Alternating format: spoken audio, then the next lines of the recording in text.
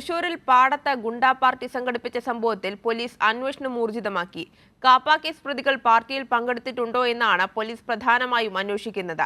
Operation ആഗിന്റെ പശ്ചാത്തലത്തിൽ മറ്റു ജില്ലകളിൽ പോലീസ് തിരയുന്ന ഗുണ്ടകൾ തൃശൂരിൽ എത്തിയിരുന്നോ എന്നും പോലീസ് അന്വേഷിക്കുന്നുണ്ട്.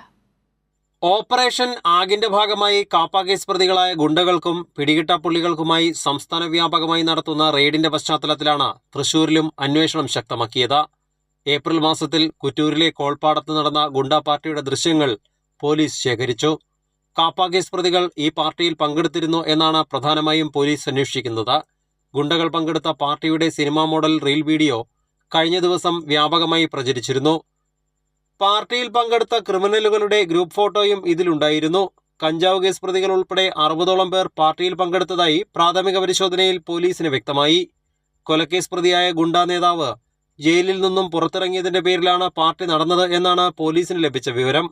വ്യക്തമായ തെളിവ് ലഭിച്ചാൽ പൊതുസ്ഥലത്ത് മദ്യസൽക്കാരം നടത്തിയതിനും പോലീസ് കേസെടുക്കും. തൃശൂർ ജില്ലയിൽ നിന്ന് കാപ്പ ചുമത്തി നാടുകടത്തിയ ഗുണ്ടകൾ പോലീസ് അറിയാതെ തിരിച്ചുവന്ന് വീണ്ടും അക്രമ പ്രവർത്തനങ്ങളിൽ ഏർപ്പെടുന്നുണ്ട്. കഴിഞ്ഞയാഴ്ച കോടന്നൂരിൽ നടന്ന കൊലപാതകത്തിലെ മുഖ്യപ്രതി കാപ്പ ചുമത്തി നാടുകടത്തപ്പെട്ട ഗുണ്ടയായിരുന്നു. മറ്റു ജില്ലകളിലെ കാപ്പ കേസ് പ്രതികൾ തൃശൂരിലെ ഗുണ്ടകളുടെ സഹായത്തോടെ ഇവിടെ വന്ന് ഒളിവിൽ താമസിക്കുന്നതായും പോലീസ് കണ്ടെത്തിയിട്ടുണ്ട്. ഈ സാഹചര്യത്തിലാണ് സിറ്റി പോലീസിന്റെയും റൂറൽ പോലീസിന്റെയും നേതൃത്വത്തിൽ അന്വേഷണം കൂടുതൽ ശക്തമാക്കിയത്. കൈരളി ന്യൂസ്, തൃശൂർ.